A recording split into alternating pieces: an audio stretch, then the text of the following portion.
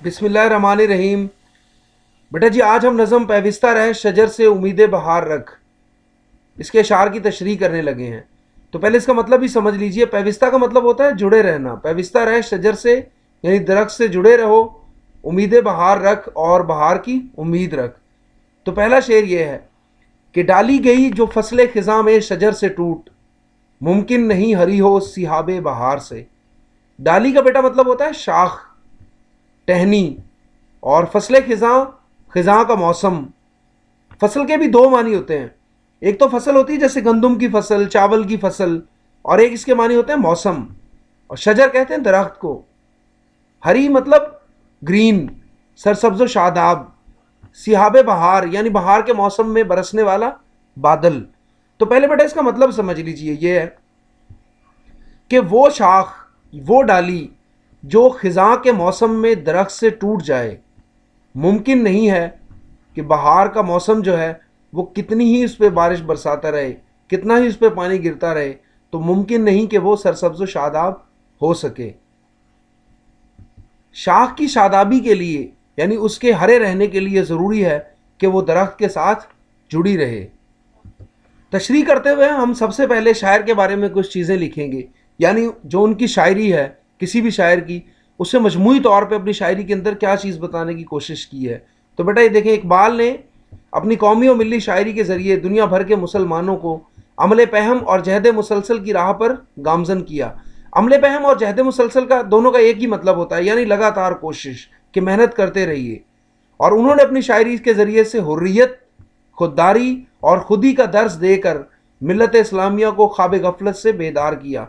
हुर्रियत का बेटा मतलब होता है आज़ादी, और खुददारी का मतलब होता है गैरत, और खुदी यानी अपने बारे में जानना कि मेरे अंदर खुदा ने क्या सलाहियतें रखी हैं, और मिल्लत इस्लामिया यानी इस्लामी कौम। ख्वाब गफलत यानी गफलत की नींद से बेदार किया मतलब जगाया। यानी उन्होंने अपनी शायरी के ज़रिए ये चीज़ें बताई, यानी कि लगातार कोशिश करते रहो और आज़ाद रहो, ग़ुलामी कबूल ना करो, और गैरतमंद रहो, और अपने अंदर जो पोशीदा सलाहियतें हैं उन्हें जानिए। और इसके ज़रिए से फिर बदलाव क्या आया कि उन्होंने मुसलमान कौम को जो वो गफलत की नींद में सोए हुए थे उससे उनको जगाया। ये बेटा जी जो अब आपके सामने है ये असल में इस शेर की तशरीह है। तो यानी पहले वाली लिखें या ना लिखें उससे फ़र्क नहीं पड़ता। लाइक बच्चों को ज़रूर लिखनी चाहिए, नालायक जो हैं या जो कम जिन्हें याद होता है वो चाहे इसे ना भी लिखें। तो इस शेर में शायर कहता है कि किसी दरख्त से कोई शाख अगर खिज़ां के मौसम में अलहदा हो जाए तो वो कभी सरसब्ज व शादाब नहीं हो सकती, खा इस पर बहार के मौसम में बरसने वाला बादल कितनी ही देर तक क्यों ना बरसता रहे। इस शेर में दरख्त और टहनी की मिसाल बड़ी उम्दा है। यानी अब देखें बेटा, इसके अंदर जो दरख्त है ना, इससे मुराद है कौम यानी मिल्लत, और टहनी जो है ये शाख है। जिस तरह फ़र्द जो है, अफराद जो हैं, इनसे मिलके कौम बनती है। जिस तरह शाखों के बनने से दरख्त बनता है, इसी तरह से अफराद के बनने से कौम बनती है। तो अब यहाँ पे दरख्त जो है ये किसके लिए इस्तेमाल किया गया? कौम के लिए। और टहनी जो है ये कौम के अफराद के लिए। दर हकीकत इस शेर में शायर ने हमें यह दर्स दिया है कि अगर हमें हमेशा तरक्की के जीने पर रहना है, यानी इसकी स्टेप्स पे रहना है, सीढ़ियों पे रहना है, यानी हमें हमेशा तरक्की करनी है, तो आपस में मुत्तहिद होकर रहना चाहिए और छोटे मोटे इख्तलाफात में उलझ कर अपना इत्तेहाद पारा पारा नहीं करना चाहिए। पारा पारा का मतलब होता है टुकड़े टुकड़े। इकबाल कहते हैं कि अगर मुसलमान जज्बा ईमान और यकजहती का मुजाहरा करते हुए एक दूसरे से पैविस्ता रहें। ये बेटा जी असल बात है कि मुसलमान जज्बा ईमान और यकजहती यानी इत्तेहाद का मुजाहरा करते हुए एक दूसरे से पैविस्ता रहें, जुड़े रहें, तो दुनिया की कोई ताकत उनकी तरफ आंख उठाकर नहीं देख सकती, क्योंकि इत्तेहाद इस ज़माने में सबसे बड़ी ताकत है। यानी इस दुनिया की सबसे बड़ी ताकत क्या है? इत्तेहाद और इत्तेफाक है, शायर के बकौल।